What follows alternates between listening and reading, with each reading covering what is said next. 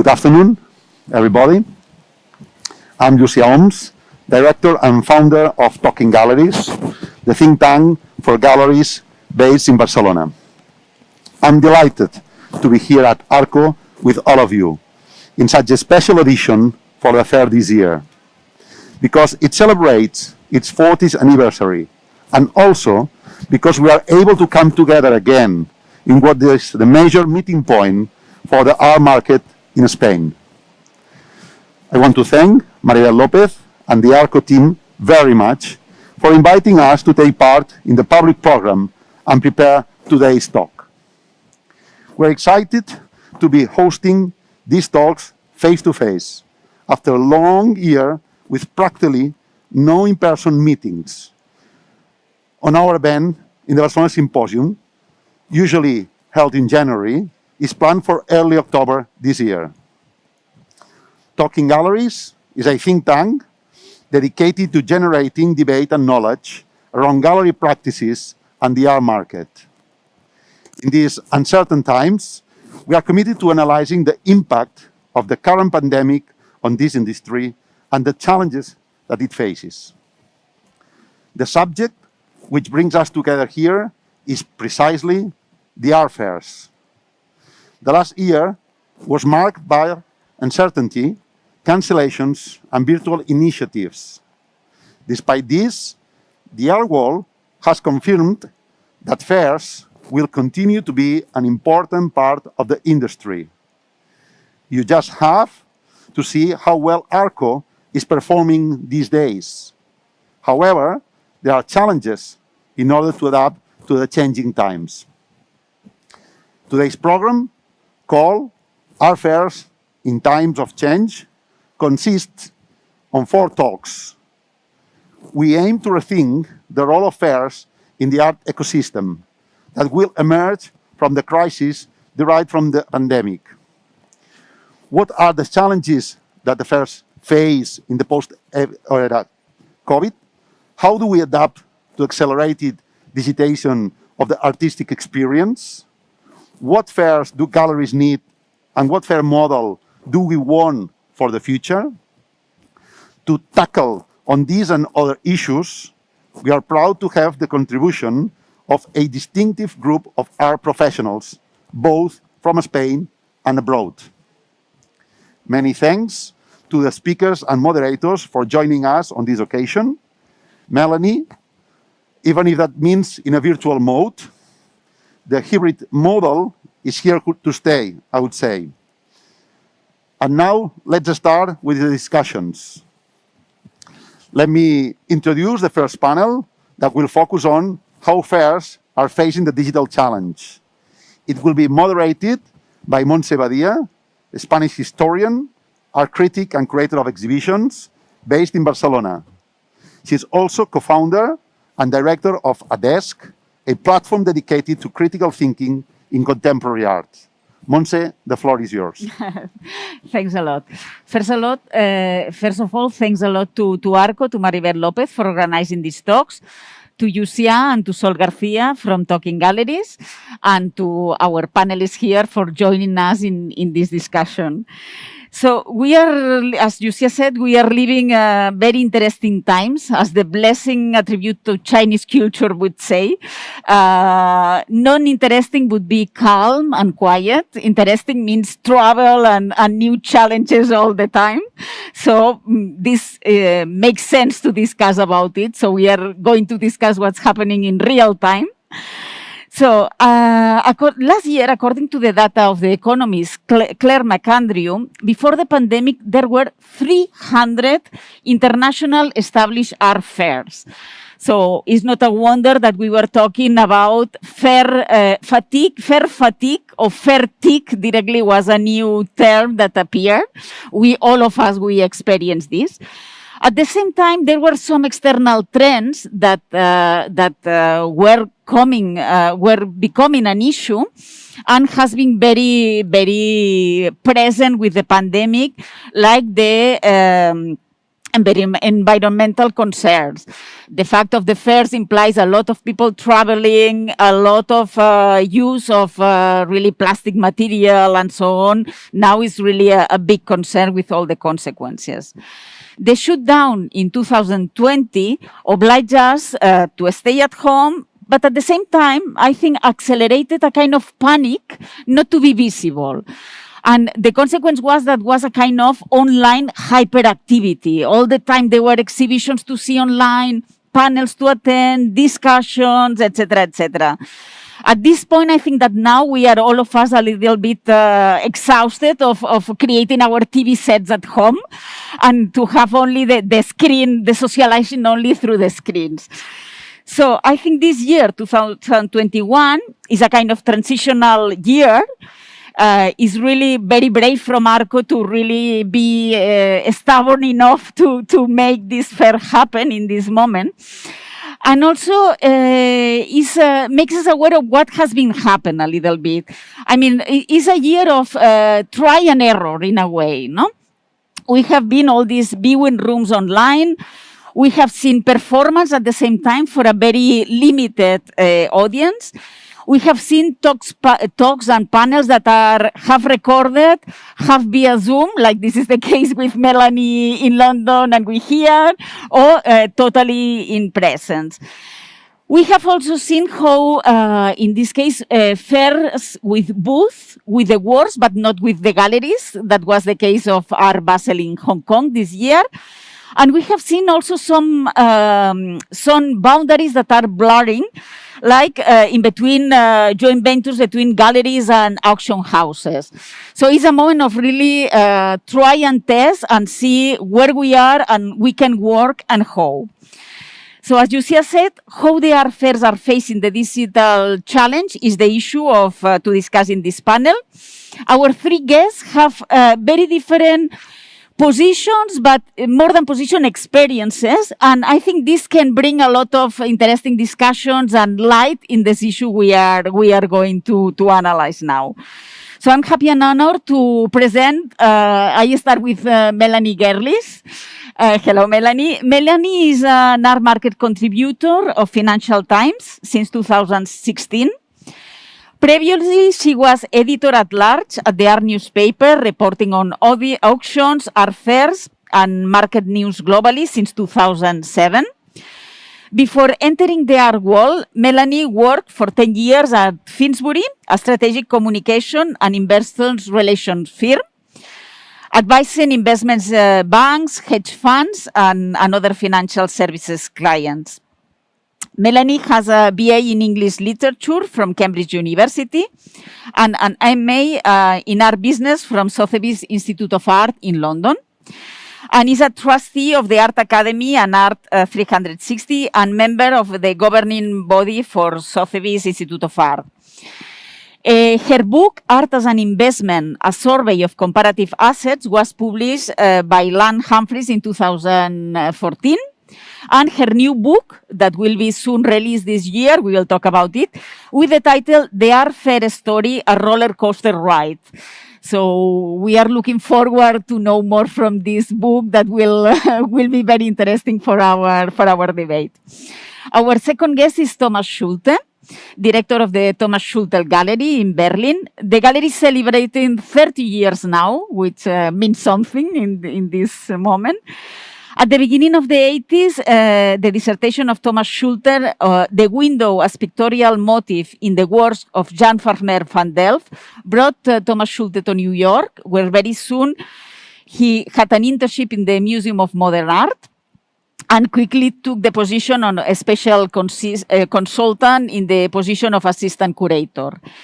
Was director of the Joan Weber Gallery in New York until 1990, and in 1991 he opened a gallery with his partner Eric Frank in Berlin.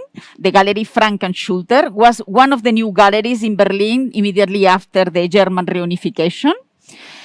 In 2000, the gallery took his actual name, Gallery Thomas Schulte, and is working with artists like Gordon Matta Clark, Angela de la Cruz, Hamish Fulton, Rebecca Horn, Some fantastic pieces are now in the booth of this year, of this edition of Arco, and soon is opening in the gallery in Berlin an exhibition with Maria Loboda and Lawrence Wiener the next week.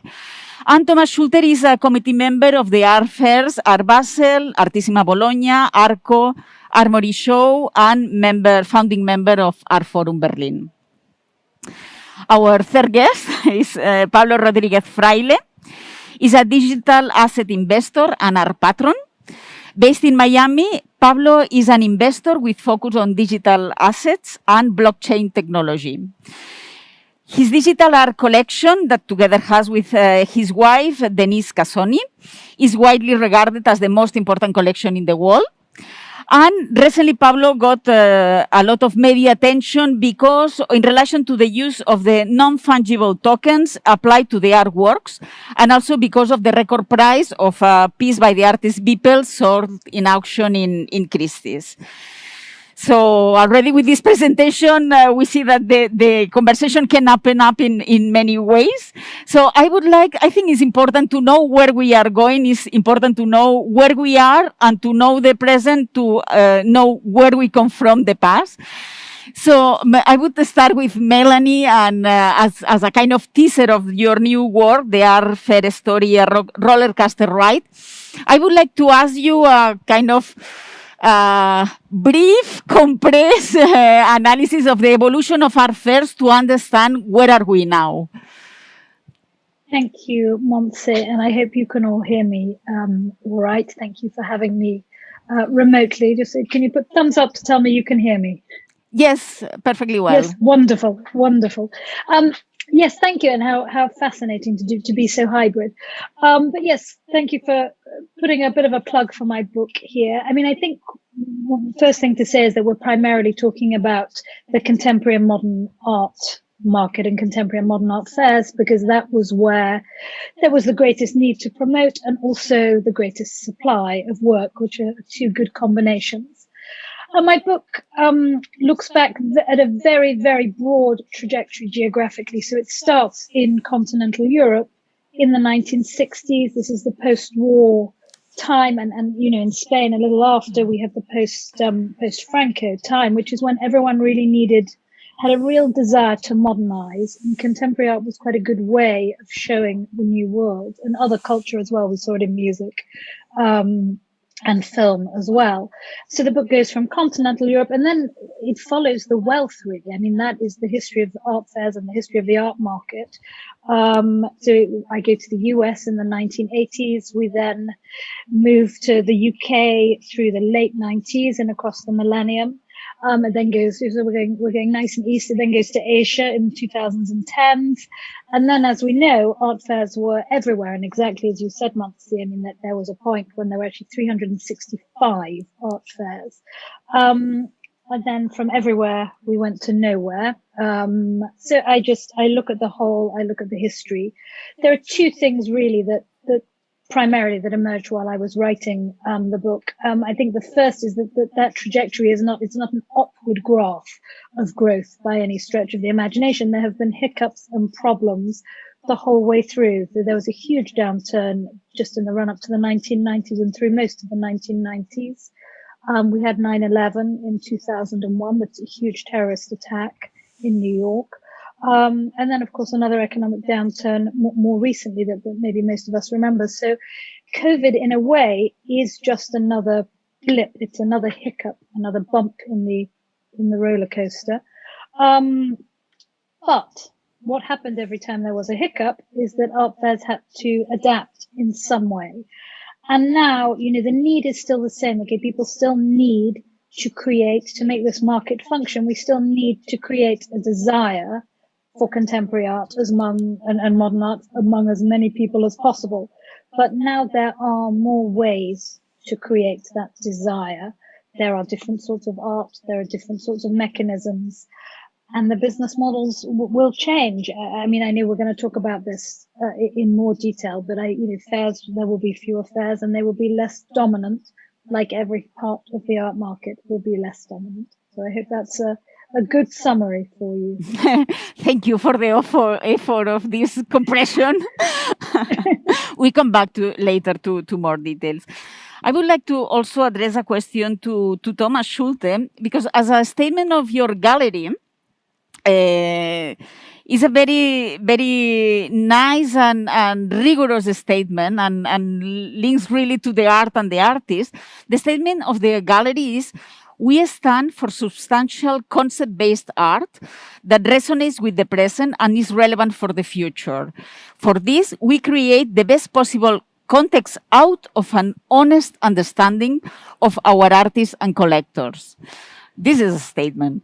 I would like how you live these strange moments of shutdown the last year, and how you see your colleagues, artists, collectors, galleries, how they have lived this situation, and what is what is their perspective from what happened and how can develop. Well, you ask a lot of questions, which are in themselves would need a lot of time to answer. First of all, I have to say, it seems that I'm the only one who comes out of what you would call the old art world. I'm the only one here who is not primarily interested in economic aspects of the art market, which I was a little bit shocked to hear right now. I've been living through the last 30 years, 35, 37 years, as part of the art world. And I've seen the art world shift to something that is become reigned by a global commodities thinking market that sees the beauty in numbers, not under the aspect of mathematical beauty, but under the aspect of the beauty of making a lot of money. Creating markets is something that was not necessarily what I was brought up with. I was brought up with creating content. And content is what art can provide. And with everything that has been said up to now, there has been very little said about content. And that will be the one thing that is important. So when I came into the situation last March, I can agree with what she said, that it was just another bump in the road for me. If you have been in this market for 35 years, you have seen so many different situations that had to be mastered that I was grateful that I had been there. So it was still like sailing with full sails into a fog, dense fog, and it was still something that you had never really seen before. So everything had to be reevaluated. There was a lot that had to be done without meeting people. And so for us it was coming from very short-term plans to going to long-term thinking. Mm-hmm. If you ask me now, what was the time like, then I can only say I'm really not that interested anymore what it was like. I'm interested how I'm going to be able to react to the future. And so we learned a lot about that. We learned a lot about alternative ways of communication. We got ourselves good help. And we had been preparing for a while in terms of our digital communication and digital outreach, etc. So, however, I have to say that one of the things that caught us was, and caught many of my bigger colleagues at the end of the year, was that we were too much ground focused at that point. And so to plan the fall in May under these circumstances was basically a hopeless enterprise in a way, because we didn't know what really would be going to happen in November, December. And so our chains of communication from October, November, December were completely disrupted. And if you analyze those after the fact, then you noticed you meet people that you spend a whole day with in Turin, then you meet the same people and spend another day with in London. And then slowly things start to develop and you can plan works that they can acquire, etc. And then there is a crescendo in Miami Beach, and that all wasn't existing anymore. These chains broke down, and I think particularly larger galleries who are in this circuit were hit the hardest at the end of the year, while they had already developed a plan how to act for January and further on. So I really have to say, from my experience, there were 2 months which were not good last year. There was a lot to be learned. What was happening in Germany is very different from other countries. We were able to reorganize the communication between the cultural ministry and the gallery association. And we, first of all, got 19 million to spend on art exhibitions for galleries in June last year. And now I would think that the larger galleries have all gotten somewhere between 400,000, 500,000 compensation for their losses of the end of the year. So the rest of the question, how is everybody else doing? I can't really tell you, but I think everybody is doing better than you thought you would think.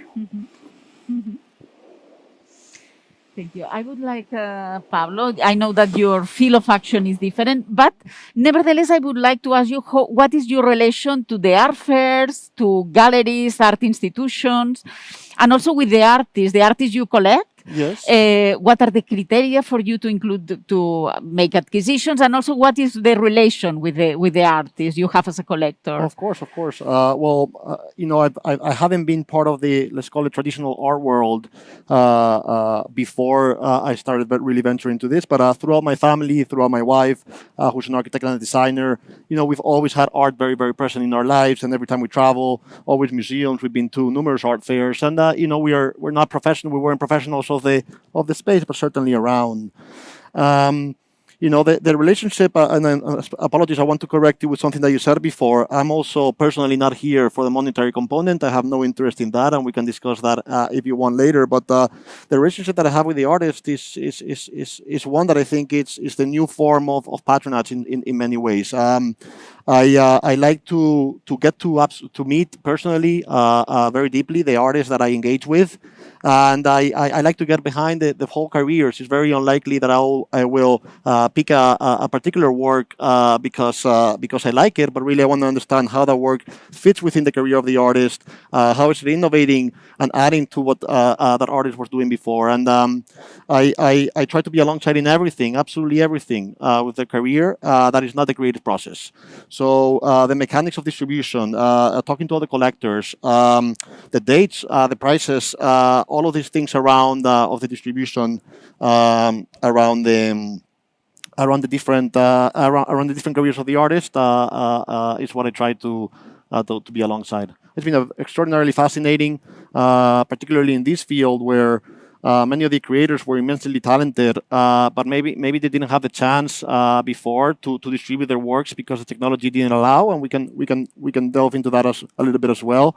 You know, many of them, they also have to be entrepreneurs. The rules of the game are a little bit different because of the direct distribution to collectors and because of the royalty components. That relationship between the creator and the collector is really intensified and becomes, you know, it's also a friendship. And you know, all these artists and creators are immensely talented, and you know, I think that there's still some role for other entities or other people to help and push their careers forward. So that's what we try to do. Mm-hmm. We come back a little bit later to this aspect because we can compare and see how these two formats can merge. But because we want to analyze here what is the future of the art fairs or the challenges, let's not forget that art fairs are markets, but there are also places of encounter. Is a professional playground, let's say. Is the moment of interaction between the different agents, the different agents that take part in the art system. And in this urgency to define how the art fairs will be, there are in front of us already different scenarios, no? Can be that on the one hand, can be that only the most powerful or well-funded fairs can survive. On the other, that they may need to resize and also be more specialized, more differentiated, can be another option. I would like to address this question especially to Thomas as a gallerist, how he sees, and as a Melanie to kind of analyst of this sector also, how they see. Thomas, what is the possible scenarios you can imagine for the art fairs?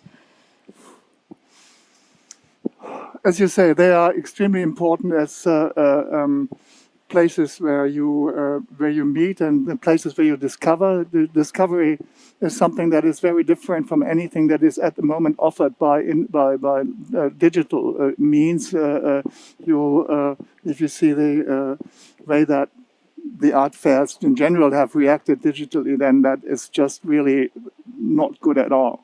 And you just can't get the information more or less, and you're not helped with anything. There is no algorithm that will help you to discover if you like this, you go there, whatever. So in terms of that, there is, I would say they will need to establish something where they can have a platform over the year that is not just the location, Madrid, but over the year, something where you can turn to this platform, where that platform of Arco gives it, for instance, the intellectual quality that fair here has. And at the same time, they manage to grow a community that can go to Arco as an identity in a certain way. That I think, would be the answer to something that we have had encountered before March last year, which were a lot of art fairs that we already said, but what I also have to say, the larger art fairs were homogeneous in a way that was like, they was almost indistinguishable. And what you would say is like Art Basel, Hong Kong, Miami, and Basel were like basically like shopping malls with the large whatever, MGM is Hauser and Wirth and whatever, big brands, and also a very unfair system in terms of everybody having to pay the same square meter price, but some can make much more out of that. So I think if I talk about Arco, it's a very good example for what can happen. And that interesting thing is Arco has been so detached digitally. I mean, they only have had a functioning website for about 2 years now. And at the same time, what Carlos Uros has been creating here over 10 years is a content-driven art fair that is very regional and is able to reach out to bigger players through content and not economic greatness in a way. So if Maribel and the successor of Carlos Uros would be given the chance of develop this as an international platform with the content-oriented work that they have been doing, then that would be an answer to how a fair should be working. So fairs have to, if you ask me, have to form identities. Well, I have to say something about this, about Arco specifically, because during many years fulfill the lack of artistic institutions. And I remember in the 90s, I saw for the first time a Thomas Hirschhorn installation in the booth of Chantal Crusel, where there was not the institution could host this kind of project. So it was really an educational field that fulfilled. Yes.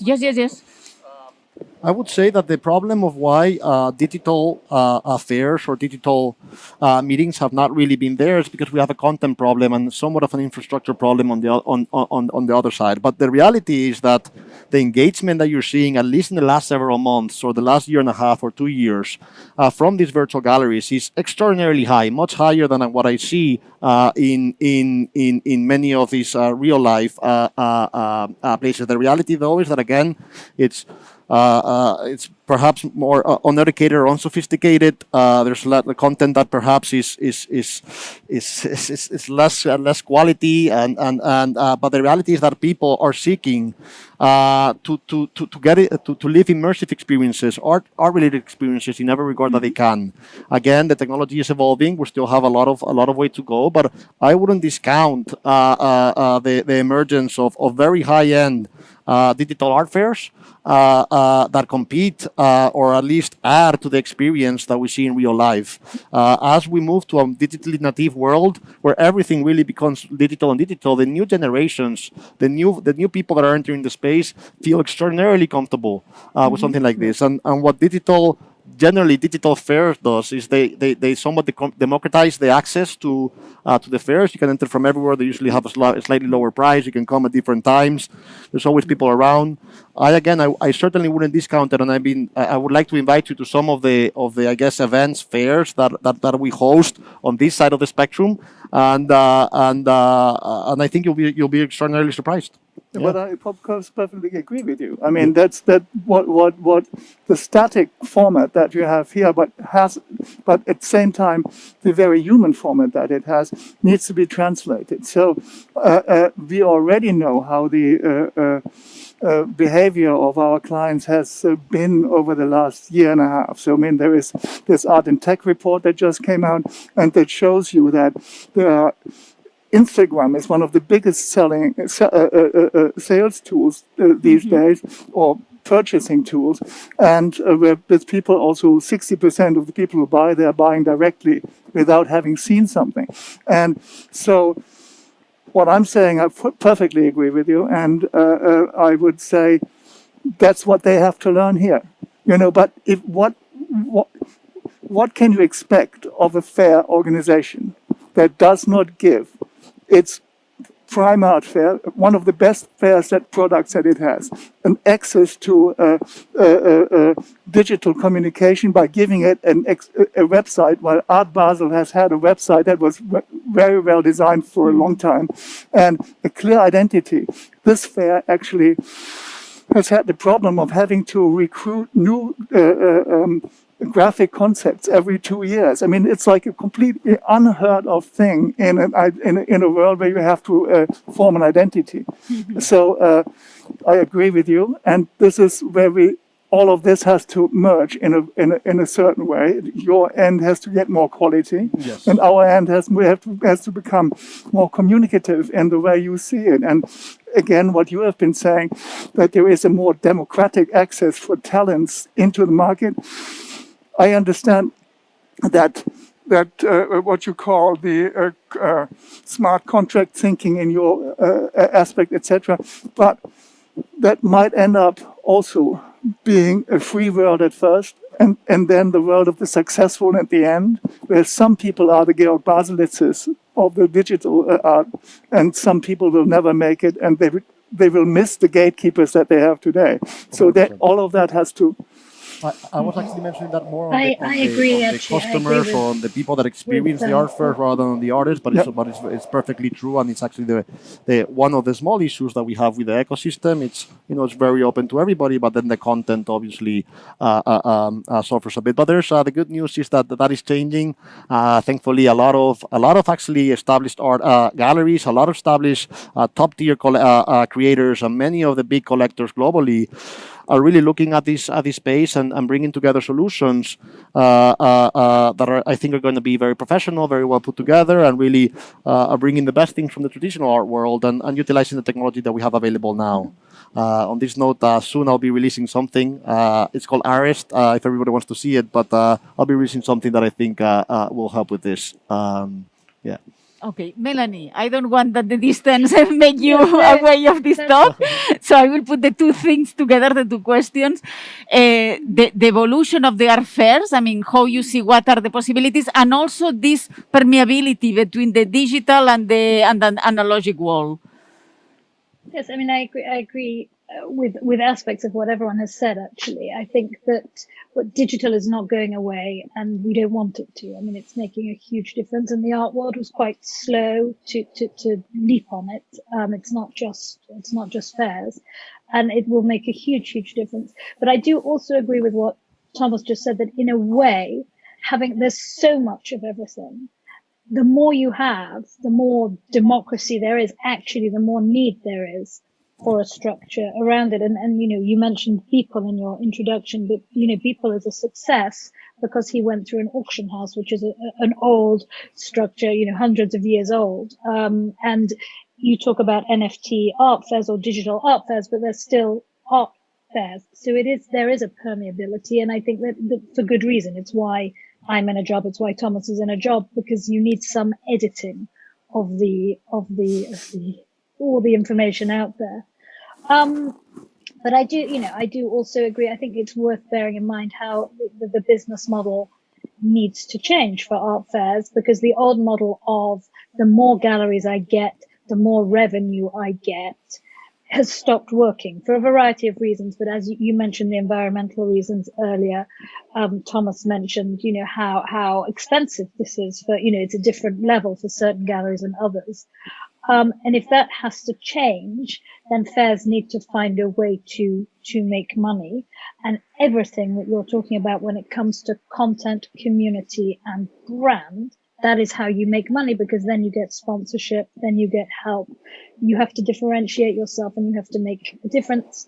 I also just think we shouldn't lose sight of art being a leisure activity as well. And yes, obviously we can experience it online. We can be efficient online. And I agree, as the improvements come, and if you're digitally native, why would you do it any other way? But people, I think, and I hope, still want to go outside. They still want to see people in real life, and art is a leisure activity. And so I think the two do need to exist together. I hope the physical isn't completely going away. Even if it's just an experience you can photograph and put on Instagram, people still like to do that. Mm-hmm. So I think now is the point we could go a little bit deeper in the NFTs, and I would like that you explain very basically how can be applied to the artwork, but also very interesting how they can facilitate or make easy some questions related to authorship that, for example, in the intangible artworks that we know it's a problem in performance, instructions. So I would like that you explain a little bit all these aspects. I'll try to be very, very brief, or try to simplify it as much as I can. But NFTs are really just a certificate of ownership, of provenance, of history, and an easy way for us to transact with digital items, in this case, applied to art, but it could be applied to anything else. Mm-hmm. The reality is that for me, NFTs don't give any value at all to the actual asset that is held behind, but they do facilitate a lot of these concepts. What I do like in particular about NFTs is that in general, because of how the technology works, they also allow for innovation in the way artworks even work. So you can get generative artwork that comes out of an actual economic transaction. You have a programmable art that also changes because of if you change a transaction or another transaction. You have art that actually changes over time, utilizing again the concepts of the blockchain to affect those changes. And I think it's just fascinating. But I think it's very important for people to separate the word art from NFTs. Really, again, this is just the certificate, the technology that we used. But hopefully, as we move forward, and digital art becomes a part of art rather than a small niche that is growing, but really part of art, just a different medium. I hope that people can understand that this is just a better way of transacting and following and seeing provenance and yeah. Can it help to make that artists can really work and live from their work also, no, in a way? Yes, this is true again, and we'll see how this develops. I do have my views where I personally think that the role of galleries, the role of museums, the role of auction houses, the role of a lot of these players from the traditional world are very important for the maturity of the space. But there's two big changes again that really change the life of the artist in this case and allows them to, I guess, regain part of the control, at least of the financials, where they have avenues to reach the collector directly with no intermediaries, and where they actually receive the large majority of the profits, a big difference with the traditional galleries. And then there's also the concept of royalties, no, where automatically, if a collector purchases a work and then sells it, a few later for any price, which I think this actually should change, but they receive generally the 10% royalty, and again, I think that over time this does help many of the artists actually enjoy part of the success if their careers keep evolving, which I think is very positive and liberating. Yeah. There is one aspect, nevertheless, that is important when you say that the artist can connect directly to the collector. Who is out of this equation are the galleries. That the galleries, they are not only, they don't only sell, but they really accompany the artist during all their career and help them to present the work in the right collections, in the right institutions. So they are working also for the history, for the memory of the art.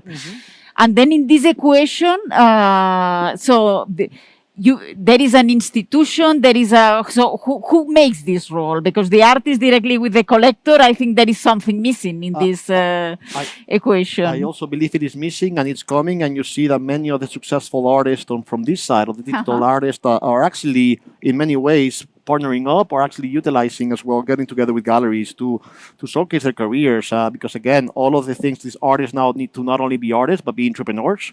And in life, it's you need to specialize in things, and we all grow together if we go alongside the people that can add value. What I do think is that. Again, because this is available and because the rules of the game are somewhat changing slightly, and because artists are getting royalties, I think now they're in a position to perhaps negotiate a little bit more, their stance or the economics behind their careers. Also, again, because this travels a lot cheaper. Digital art, it costs a few cents to in most cases a few cents to move around. There's a lot less like cost involved with just everything around the selling of the artworks and the communications and the art and everything. I do think that perhaps the role is going to be slightly redefined. And I think the economics is going to be certainly altered.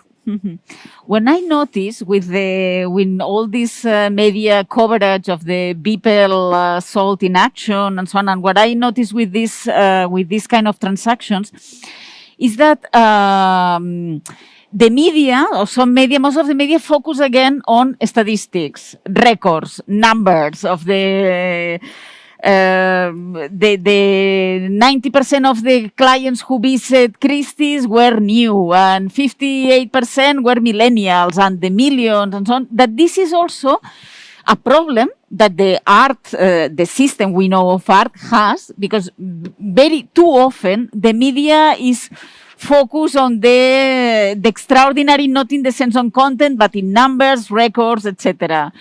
So how do you think we can solve this situation? And not talking about content, like Thomas pointed out before. How do you think this, because in the end, this is a distance between art and society. Doesn't matter if it's digital, it is physical. And how do you think this gap can be solved?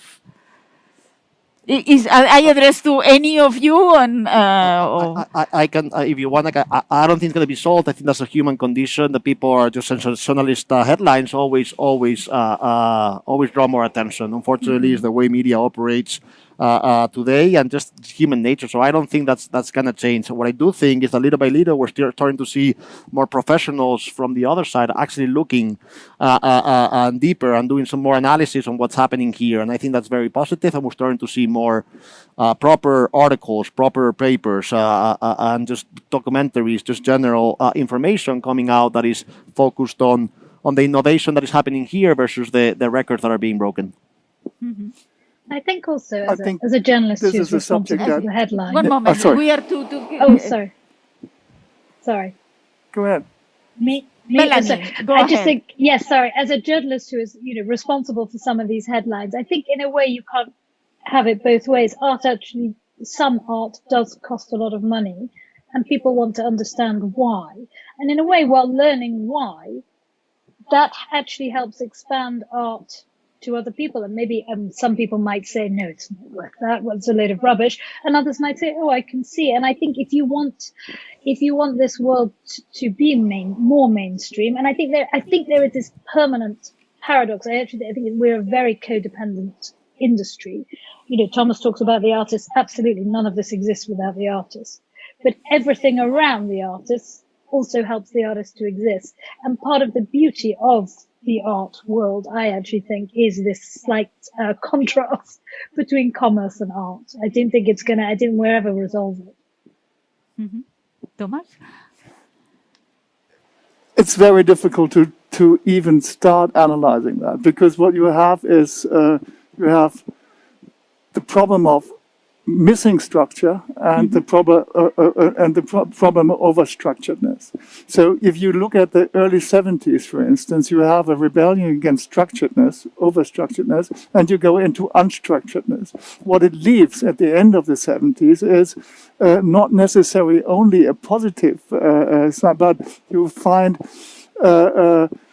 missing rules, not necessarily creating better quality. So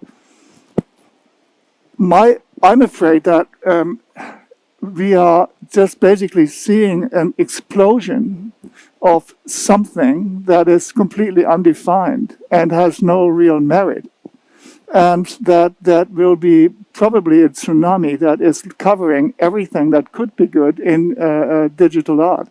So we also are at the moment not really focusing on the fact that what we have achieved culturally in terms of slowness is actually not being blown away by speed and mass. So that is a problem of our culture. And you have to always see the way that all of this has developed over the last 30, 40 years is an exponential development that our mind has never seen.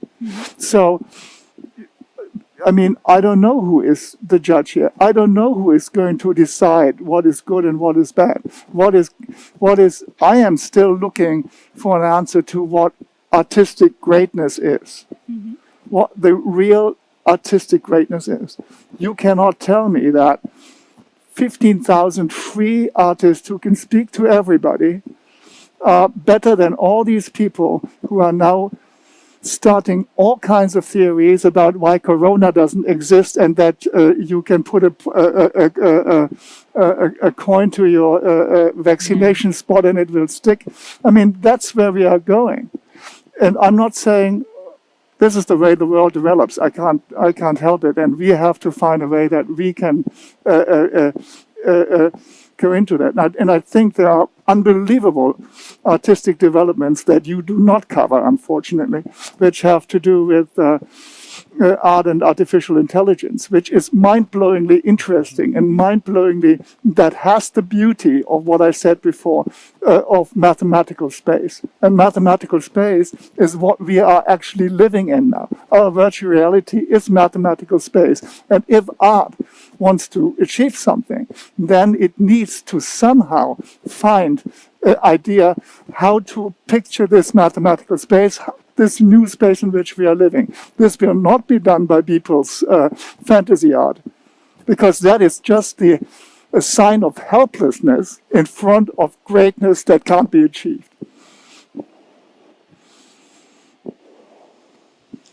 I would like not to miss the opportunity to have these three persons so knowledgeable, that to invite the audience to ask questions and address questions directly to them. So I don't know, I don't see very well in this part because of the light, but if there is a question or comment. One second, the microphone. Thank you.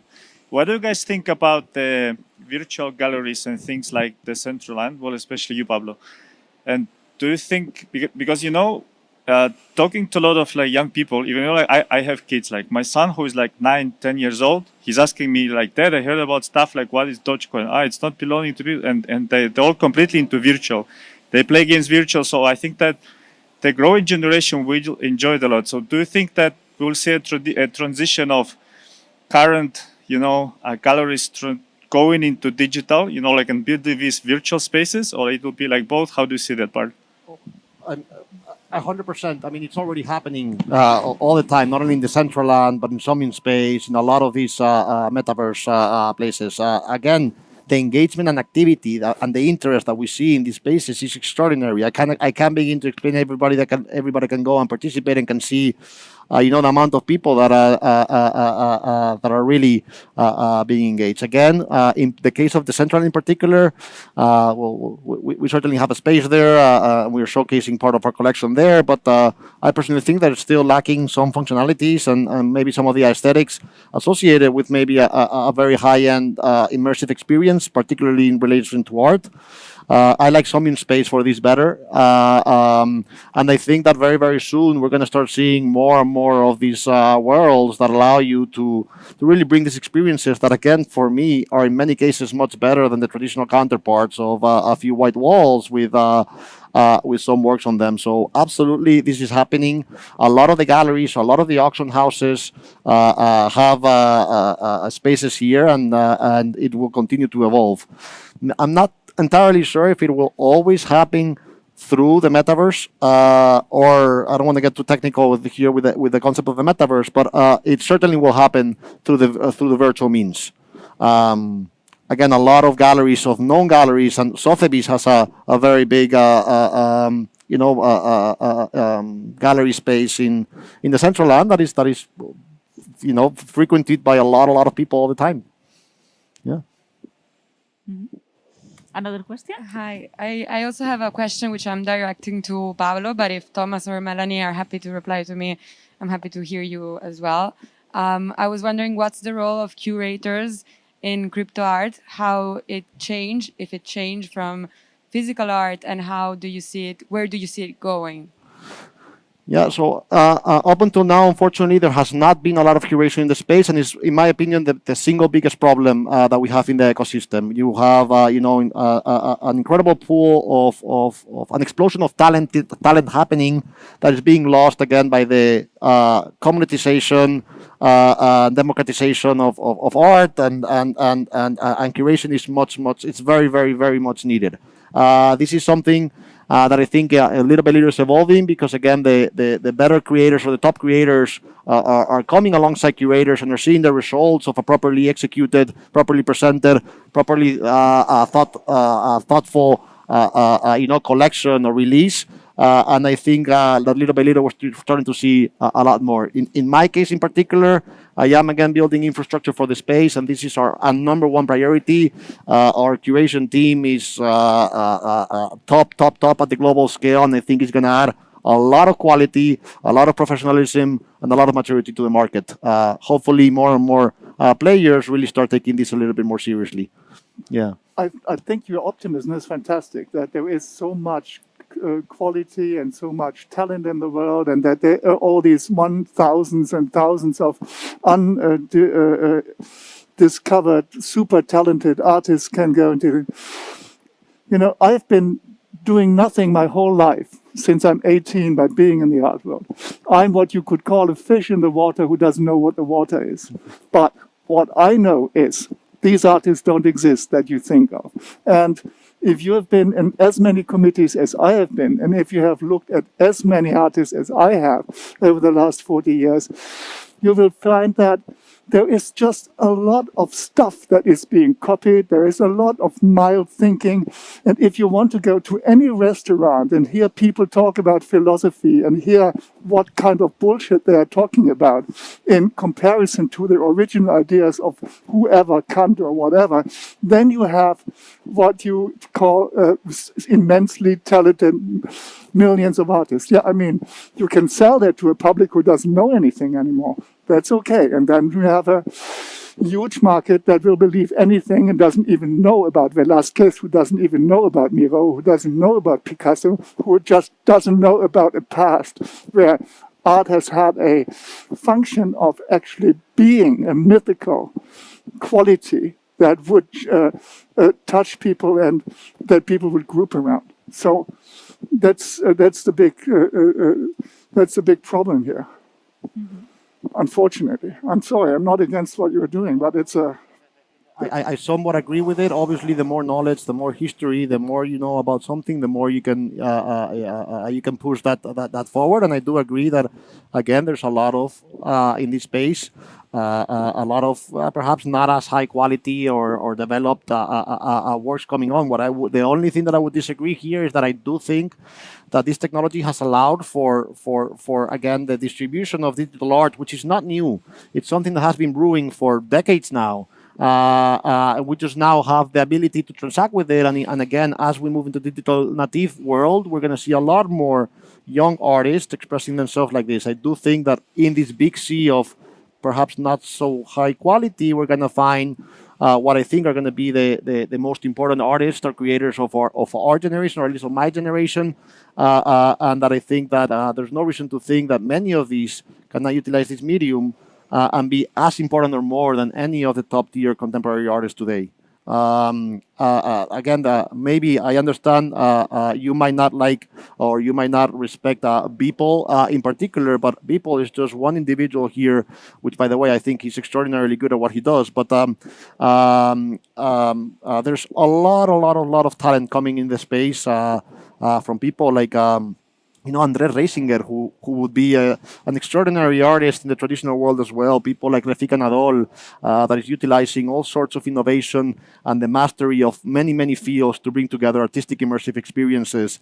You have people like Pak, that is innovating on the mathematical realm, on the conceptual art, on bringing together as well what I think are aesthetically pleasing and innovative works. You have a lot of these artists that I really think are going to mark a dent in the history of art, and that are as qualified or more than many of the physical artists that we have today. Yeah, and I think that there are possibilities. I mean, I represent an artist who's called Fabian Marcaccio, who is from Argentina, lives in New York, who has very early on started to do exactly what you were thinking about on a very, very high level. We have very little ways of marketing that. So that would be an artist who would come from the high end into that. I think that there should be a forum for people who are much more high-end thinking, like the artificial intelligence artists that I've been talking about, who really create particular spaces now. Mm-hmm. Mm-hmm. Another question? Sí, un poco,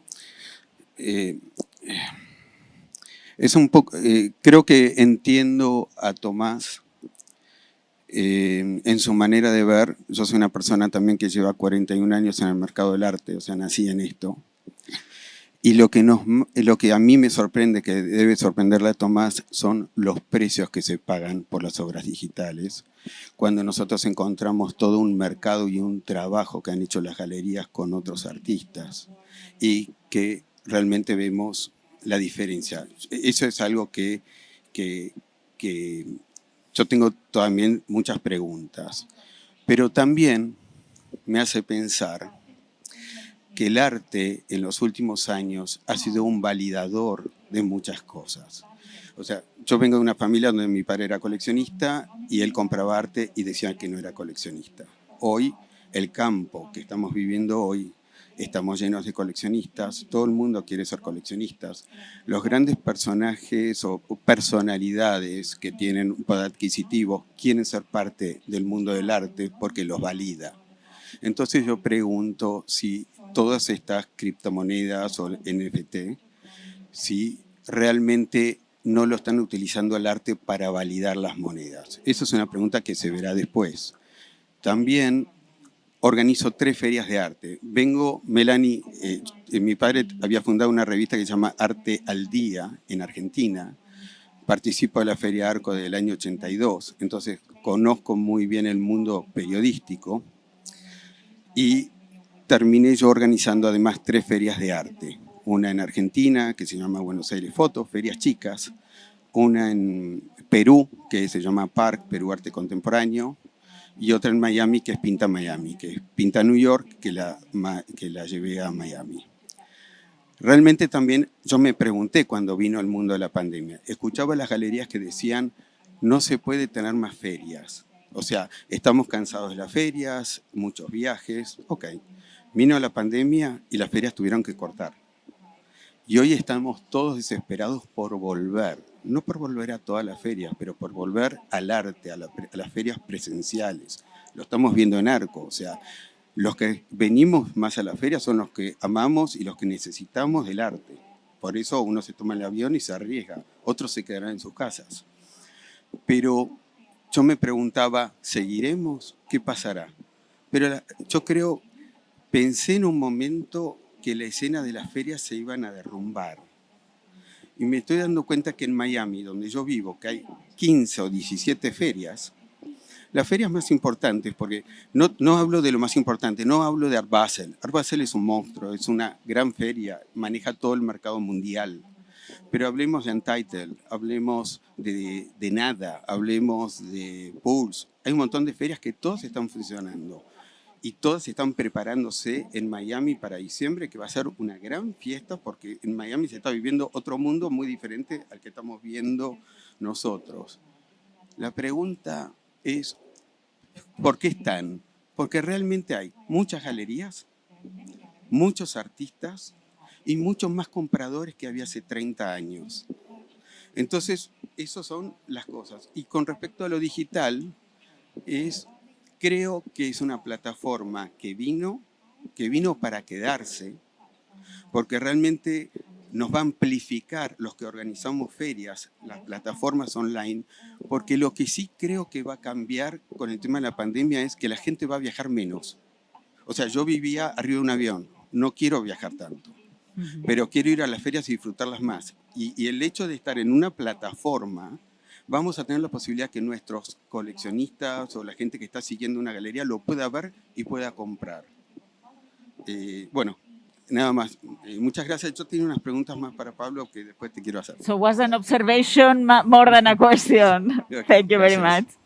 Okay, so I think it's the time to really close this talk that is not closed, but we open up many lines. But the idea was to analyze in real time what are the possible scenarios. So I thank you very much, Melanie, Thomas, Pablo, for sharing all your experiences and to have this rich you. dialogue with you, and to the audience for accompanying us today. Thank you. Thank you very much. Thank you.